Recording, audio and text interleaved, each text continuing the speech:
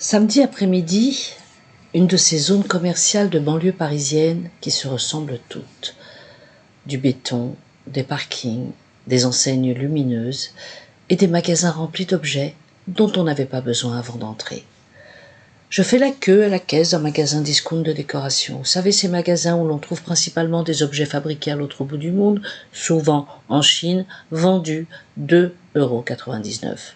Devant moi, une jeune mère de famille avec une poussette, 2 bébés dedans, probablement des jumeaux. Et derrière la caisse, une femme déjà âgée. Les cheveux blancs, le visage marqué par les années, les rides d'une vie de travail.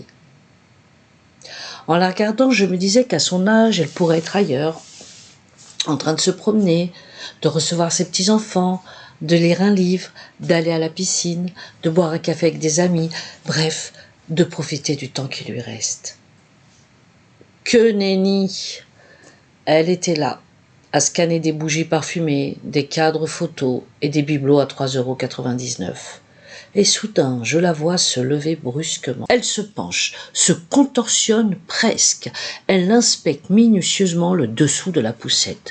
Son regard est suspicieux, très suspicieux. Et là, elle aperçoit un petit jouet.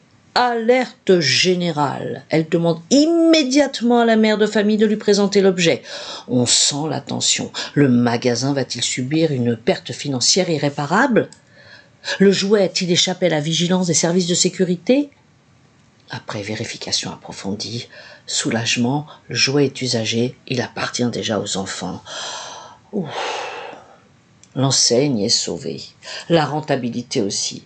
Spectatrice de cette scène depuis le début, j'avoue que les bras m'en tombent, parce que ce qui m'a frappé, c'est cette femme, cet employé qui semblait mettre une énergie incroyable à défendre les intérêts d'une chaîne de magasins qui la paye tout juste au SMIC.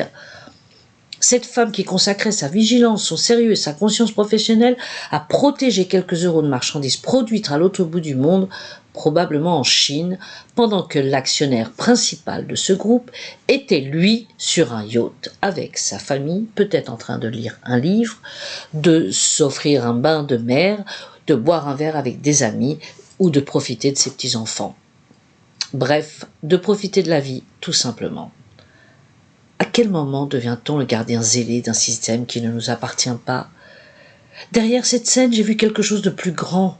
J'ai vu une personne qui avait probablement toujours fait son travail consciencieusement, qui avait appris qu'il fallait être sérieuse, irréprochable, méritante. Bon, on lui avait pas appris à se poser des questions existentielles, mais elle continuait à l'être, même quand l'enjeu était inutile et dérisoire.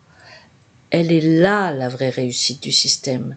Faire en sorte que les gens défendent spontanément des intérêts qui ne sont pas les leurs, avec, le plus souvent, plus d'ardeur que ceux qui en profitent réellement. Marx revient, ils sont devenus fous. Ils montent eux-mêmes la garde devant le château dont ils ne mettront jamais, absolument jamais, les pieds. Bye bye!